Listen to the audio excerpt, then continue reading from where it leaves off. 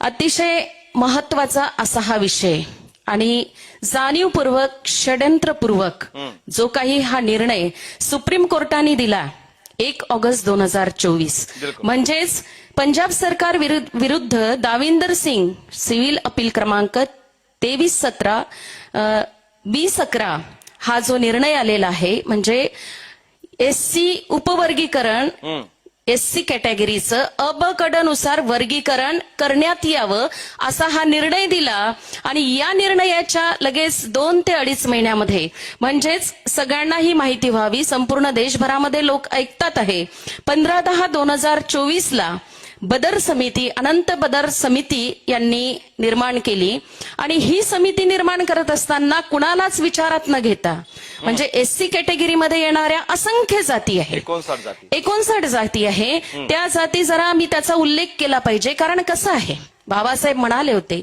की गुलामाला गुलामीची जाणीव करून द्या म्हणजे तो बंड करून उठेल म्हणजे एससी कॅटेगरीमध्ये ज्या जाती येतात कदाचित त्यांनाही माहिती आहे की नाही आपण या कॅटेगरीमध्येच येतो नक्की मग यामध्ये महार असेल मेहरा असेल तराट असेल देगू मेगू म्हणजे जातींची सुद्धा नावं आपली आडनावं प्रचंड असा भेद आपल्या या समाजाच्या सोबत या व्यवस्थेने केला आपल्याला माहिती आहे मग चांभार असेल चमगार असेल बोची हरळ्या भांभी मांग मातंग अशा असंख्य 59 जाती या महाराष्ट्रामध्ये येतात आणि या जातींमध्ये कशा प्रकारची भांडणं मला लावता येईल जसं निखिलनी सांगितल्याप्रमाणे की सत्तेची पोळी मला कशी शेकता येईल आम्हाला कशी शेकता येईल वर्षानुवर्ष जो समाज ज्याला आम्ही गुलाम ठेवला आहे त्याला परत एकदा तशाच गुलामीच्या बेड्या आम्हाला कसं ठोकता येईल ह्याच्यासाठी फार मोठं असं षड्यंत्र या सत्ताधारी व्यवस्थेचं आहे यापुढे जाऊन मी सांगितलं पाहिजे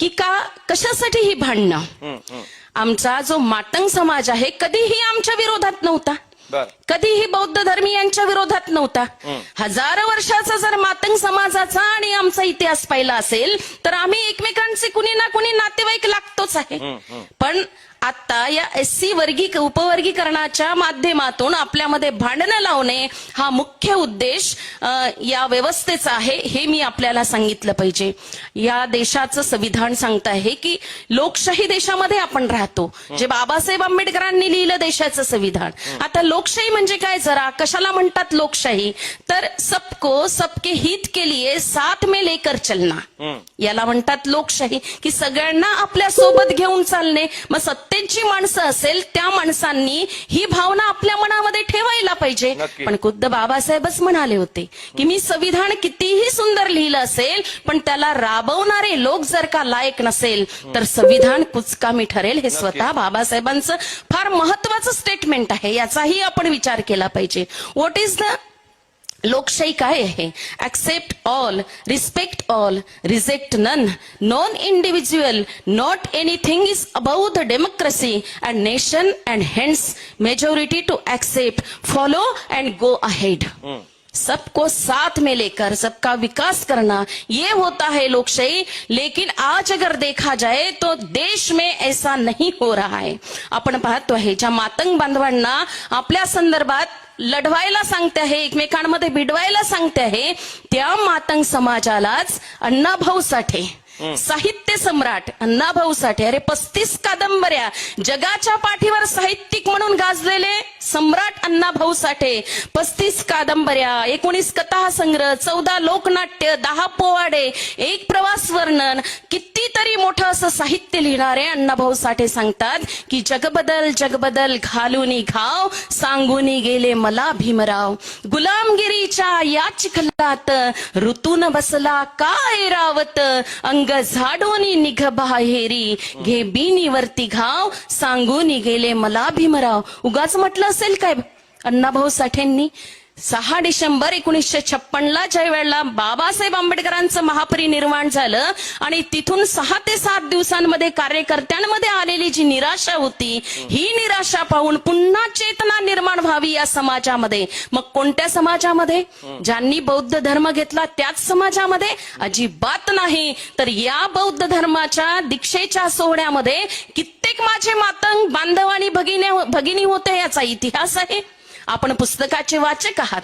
ज्याच्या घरी नाही पुस्तकाचं कपाट तो होईल भुईसपाट. बौद्ध धर्माची दीक्षा घेतल्यानंतर कित्येक आमचे बांधव भगिनी शिकायला लागले. त्यांनी तो विचार घेतला. हे असंच मिळालं नाही. आज या ठिकाणी डॉक्टर विद्या राईकवार जी उभी आहे, ही जी तुम्हाला दिसते की 4 विषयात MA, MPhil, PhD आणि आता ऍडव्होकेट पण झाली. अरे एक भाकरी आम्ही 5 मायलेकांनी वाटून खाल्ली. एकच मिरचा असेल, माझी आई पाहत असेल. माझ्या आईने माझ्या शिक्षणासाठी अथक परिश्रमाने कष्टातून घेतलेली शेती सावकाराकडे गहाण ठेवलेली. म्हणजे खायलाही मिळत नाही. 12वीला असताना एकच ड्रेस घालून जायची.